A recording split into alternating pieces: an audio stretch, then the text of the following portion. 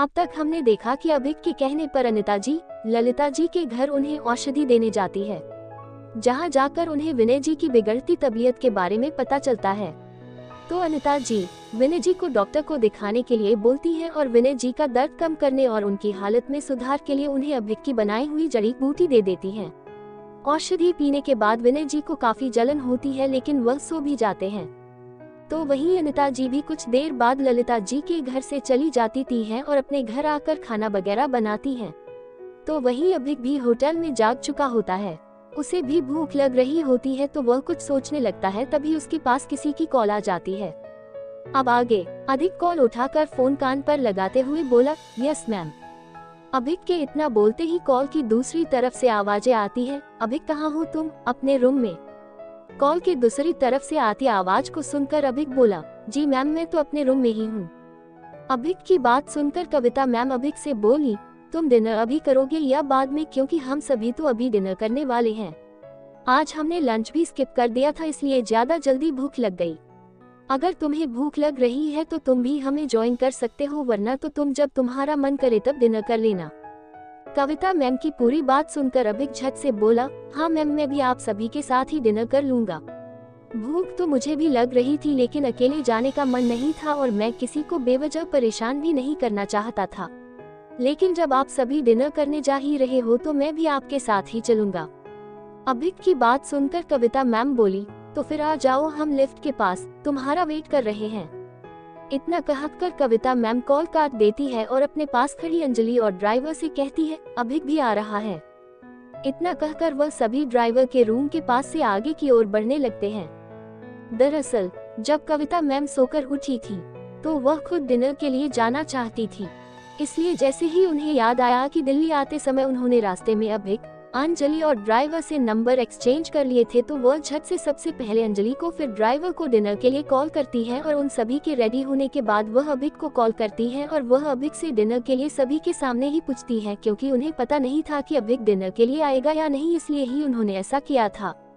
उन तीनों को एक तो वैसे भी आज होटल वाली घटना पच नहीं रही थी। सबके मन में यही चल रहा था कि शायद यही सही समय था अपने रहे सभी सवालों के जवाब जानने का। तभी उन्हें अपने पीछे से किसी के आने की आहट महसूस होती है, इसलिए सभी एक साथ पीछे मुड़कर देखते हैं तो वहां पर अभिक खड़ा था। अभिक कविता मैम के पास आकर बोला, मैम चलें। कविता मैम भी अभिक की बात सुनकर हाँ में गर्दन दिला देती हैं और लिफ्ट में चली जाती हैं। कुछ मिनट में ही वह लोग 5th फ्लोर पर पहुंच गए थे। यह फ्लोर होटल का रेस्टोरेंट एरिया था, जहां पर 24/7 खाना अवेलेबल रहता था। ज्यादातर लोग यहां खाना ही पसंद करते थे। वैसे तो होटल रूम्स में भी खाना पहुंचा दिया जाता है, लेकिन सभी लोग ज्यादातर इस होटल सिल्वर मून के रेस्टोरेंट एरिया में बैठकर खाना खाना पसंद करते थे। यह एरिया काफी ज्यादा पॉश और लाविश था, जहां का इंटीरियर वाव किसी 5 स्टार रेस्टोरेंट को भी मात देता था। और खाने की तो बात करो ही मत, क्योंकि इस होटल में पूरे इंडिया के बेस्ट से बेस्ट शेफ काम करते थे। अभिक, अंजलि, कविता मैम और ड्राइवर जैसे ही लिफ्ट से 5th फ्लोर पर आते हैं तो चारों तरफ से इतनी अच्छी खाने की खुशबू सूंघते हैं तो उनकी भूख तो डबल हो जाती है। इस समय रेस्टोरेंट एरिया में ज्यादा भीड़ भी नहीं थी, क्योंकि अभी डिनर टाइम हुआ नहीं था, इसलिए ज्यादातर टेबल खाली ही थी। तभी कविता मैम सभी को एक टेबल की तरफ इशारा करती है और सभी उनका इशारा देखकर उसी टेबल की ओर बढ़ जाते हैं। तभी उनके पास एक वेटर आता है और उन सभी का ऑर्डर नोट करके वहां से चला जाता है। वेटर के जाते ही कविता मैम अंजलि और अभिक की ओर देखते हुए बोली, अभिक, अंजलि, आज मेरी प्रिंसिपल सर से बात हुई थी तो उन्होंने मुझे बताया था कि कंपटीशन कल दोपहर 1 बजे से स्टार्ट है और रात को 10 बजे एंड होगा।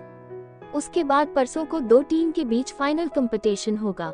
मुझे पता है कि तुम्हारे पास पढ़ने का समय नहीं है, लेकिन फिर भी तुम्हें अपनी जो तैयारी करनी है वह सब अच्छे से कर लेना और आराम भी ठीक से करना, क्योंकि मैं नहीं चाहती कि वहाँ कंपटीशन में कोई भी प्रॉब्लम आए। कविता मैम की बात सुनकर अभिक और अंजलि दोनों ही किसी आज्ञाकारी बच्चे की तरह हाँ में गर्दन हिला देते हैं। तब तक वेटर भी सभी का डिनर ला चुका था। खाना आते ही सभी खाने की खुशबू सुनकर ललचाई नजरों से डिनर को देखने लगते हैं। खाना देखते ही अभिक अपने आसपास बैठे सभी लोगों को भूल जाता है और खाने पर टूट पड़ता है। अभिक ऐसे खाना खा रहा था जैसे वह कई दिनों की भूखा हो। उसके पास बैठे तीनों लोग उसे ही देखे जा रहे थे, लेकिन वह सबको ऐसे इग्नोर कर रहा था कि जैसे उसके सामने वहाँ कोई हो ही ना। अब बेचारा अभिक भी क्या करे। सुबह वह जल्दी जल्दी के चक्कर में ठीक से नाश्ता भी नहीं कर पाया था और आज उसका लंच भी छूट चुका था। अब कम से कम वह पेट भर के डिनर तो कर सकता था। और वैसे भी जब से अभिक ने मेडिटेशन और कल्टिवेशन शुरू किया से उसकी डाइट पहले से डबल हो चुकी थी। किसी ने कहा है खाना खाने में शर्माना नहीं चाहिए। अब आप सोच रहे होंगे कि ऐसा किसने कहा है, तो हम आपको बता दें, ऐसा हमारे अभिक महाराज ने ही कहा है। सामने बैठे तीनों लोग अभिक से ऐसे खुद की इग्नोर देते हुए देखकर अभिक से अपनी नजरें हटाकर अपना डिनर एंजॉय करने लगते हैं। लगभग 20 मिनट बाद सभी डिनर कर लेते हैं और उठकर अपने अपने रूम में जाने लगते हैं। तभी अभिक लिफ्ट की ओर ना जाकर स्टेयर्स की ओर जाने लगता है। कविता मैम भी अभिक को स्टेयर्स की ओर जाते देख लेती है तो अभिक से कहती है, अभिक कहाँ जा रहे हो? लिफ्ट से ऊपर चलो ना, वरना स्टेयर्स से ऊपर जाने में तुम्हें घंटा भर लग जाएगा और थककर हालत भी खराब हो जाएगी।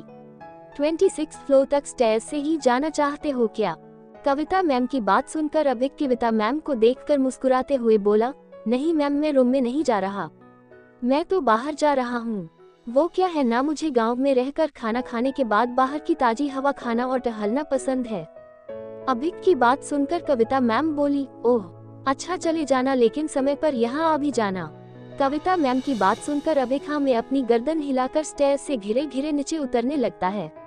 जैसे ही सभी लिफ्ट से चले जाते हैं तो अभिक जल्दी जल्दी स्टेयर्स से उतर जाता है। अभी तक वह लोग लिफ्ट से अपने रूम में पहुंचे भी नहीं थे और अभिक नीचे ग्राउंड फ्लोर पर आ गया था। अभिक अपने चारों ओर देखता हुआ मुस्कुराकर कोई गाना गुनगुनाता हुआ होटल से बाहर की ओर निकल जाता है। तो वही सभी लोग भी अपने रूम में चले जाते हैं। उसी होटल के एक कमरे की बालकनी से एक इंसान अभिक को देखते हुए बोला, बड़े खुश हो लग रहा है कि कहीं जा रहे हो।